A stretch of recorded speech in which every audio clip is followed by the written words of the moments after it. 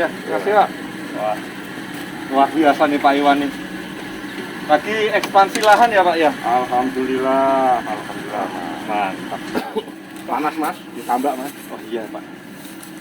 Tapi nggak mempengaruhi itu lah ya Pak ya. Bisnis Pak Iwan. Ini Ya, nyatanya harus seperti ini Mas.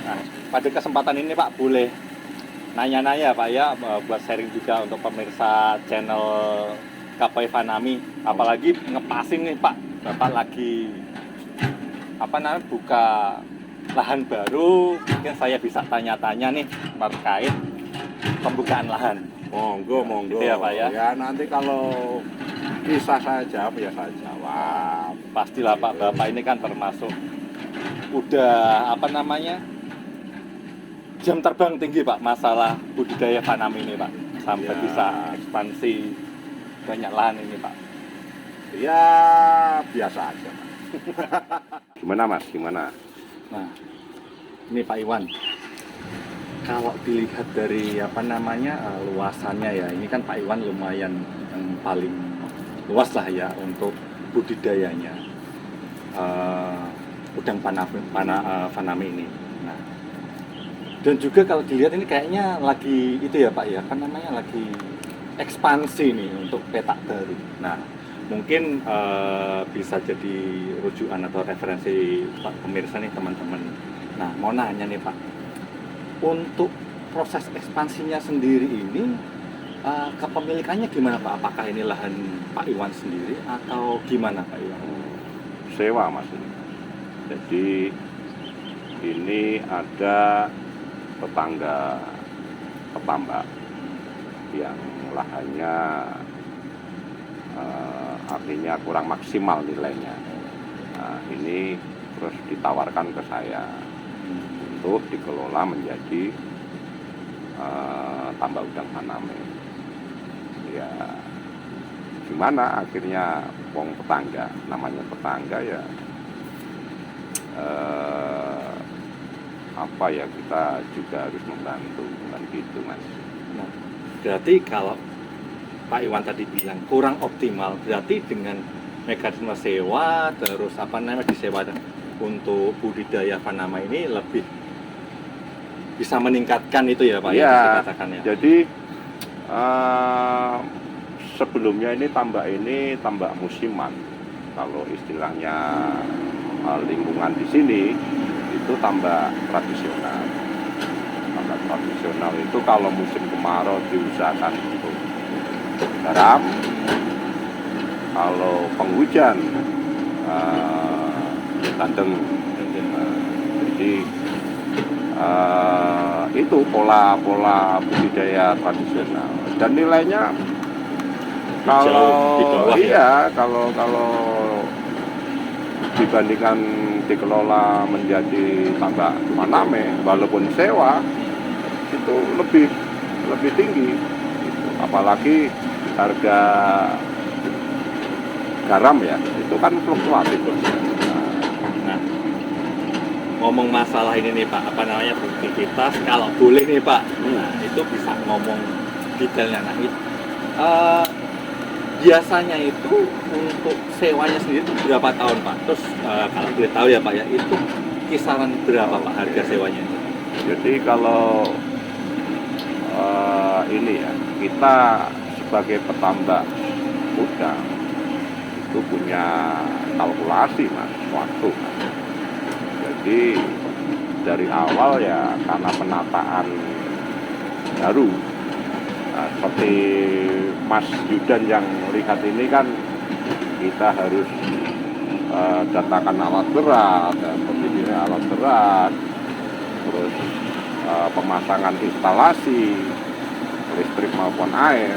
Nah, itu kan ya untuk investasi itu juga nggak kecil Mas. Makanya kalau saya pribadi waktu sewa ya minimal 5 tahun. Jadi 5 tahun itu estimasi dari saya itu bisa balik lah ya balik nilai investasi. ya. Oke. untuk 5 tahun itu udah apa ya.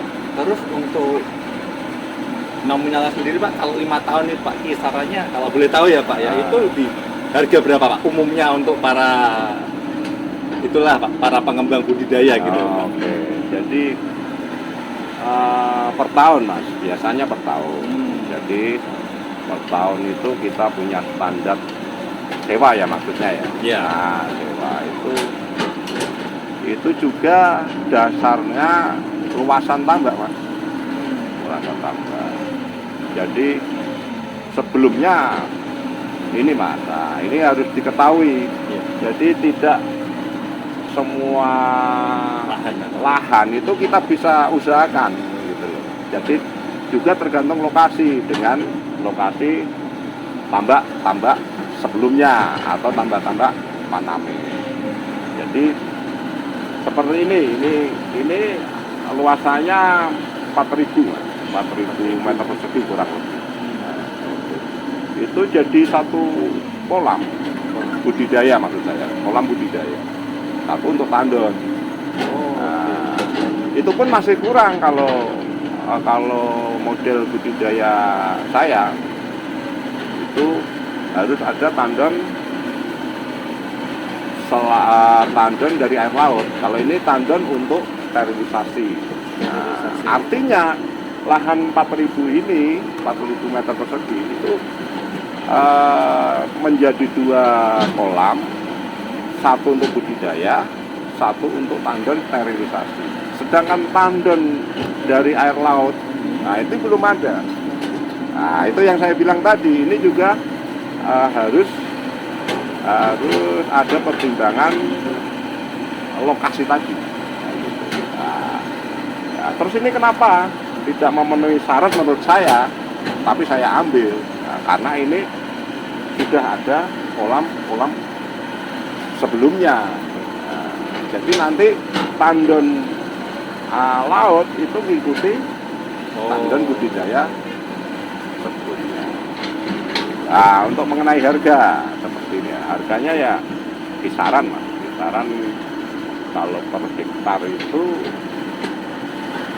kalau di sini ini juga kayaknya juga nggak bisa jadi patokan karena beda lokasi, beda harga lah ya. Harga ya. Kalau di sini rata-rata per hektar itu 15 sampai 20 per tahun ya Pak ya itu. Oke, berarti tergantung juga ada satu lagi fasilitas listrik. Nah, ada listrik, ada alat. Kalau ini yang punya sebelumnya ini juga mengusahakan udang tapi vakum. Ada listriknya. Itu masuk hitungan sewa. Gitu maksudnya. Berarti apa namanya untuk harga sewanya tadi itu menurut Pak Iwan itu enggak berpatokan hanya faktor luasan tetapi lokasi, terus apa namanya akses jalan, fasilitas gitu ya Pak ya. Oke. Itu Pak, ini yang lahan yang baru ini nih Pak, luasannya 4.000, itu kira-kira kalau budidaya optimalnya berapa ribu taburannya itu? Nah itu ya kalau dari planning budidaya Mas, ini luasan budidayanya itu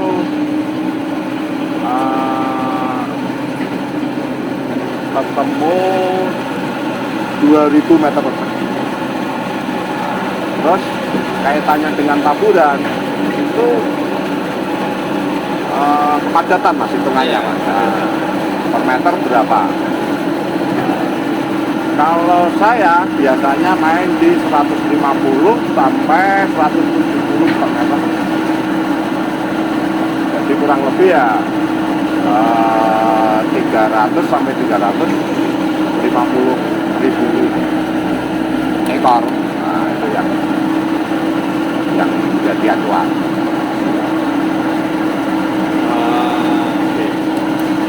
Itu seperti biasa ditabur kurang lebih nanti budidayanya 3 sampai 4 bulanan ya Pak ya, panennya ya. Nah, balik lagi Pak, apa namanya? Ini kan sambil disiapkan ya Pak. Nah, ini dari pengkondisian lahan sampai tahap udah siap tebal, itu berapa lama Pak biasanya Pak? Kalau untuk lahan ini mestinya beda dengan lahan yang sudah siap. Jadi kalau dari lahan nol ini kurang lebih 2 bulan. 2 bulan ya? 2 bulan dari pengerukan, terus Setting apa dah? Pulsa ya Pak? ya setting instalasi, setting dasar dari budidaya itu sekitar ya 2 bulan. 2 bulan ya? Sampai Untuk sampai tabur. Tabur. Nah, terus tabur sampai panen 100 hari sampai 120.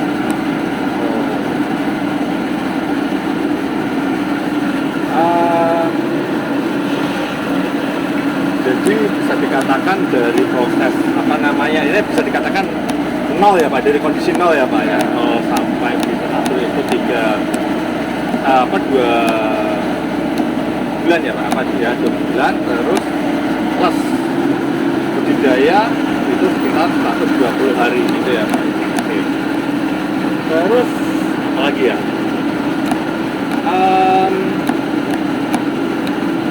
Yang paling challenge-nya nih Pak, persiapan dari apa namanya lahan awal sampai apa namanya siap tebar. Itu kan biasanya Bapak udah pembudidaya itu udah kasih target ya Pak ya, maksudnya udah inden bener di awal. Nah itu biasanya itu yang bikin meleset jadwal itu apa tuh Pak? Jadi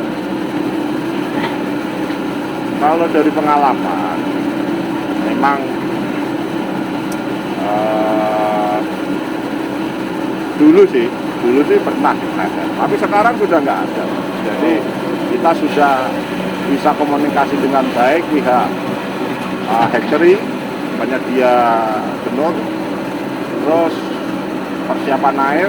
Nah, ini sudah alhamdulillah semuanya kita bisa minimalisir itu risiko meleset jadwal itu kan gitu. Ya kalau dulu memang sering gitu. Jadi waktu yang kita rencana tapi realisasinya mundur. Sekarang alhamdulillah sudah enggak begitu. Karena semakin jam terbangnya semakin banyak itu udah hafal lah Pak ya, mana faktor-faktor kritikal yang harus diantisipasi gitu ya. Ayo ngopi dulu Mas. Oke. Wah, cuacanya mendukung ya Pak ya. Nah, ini kopi ini sumber inspirasi Mas. Jadi jangan dikira petambak itu nggak butuh inspirasi. Nah, jadi nggak tegang Mas.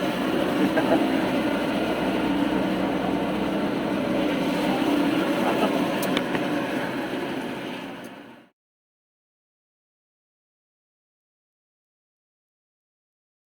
Nah ini Mas, ini proses pengukuran tadi yang ditanyakan. Jadi kita harus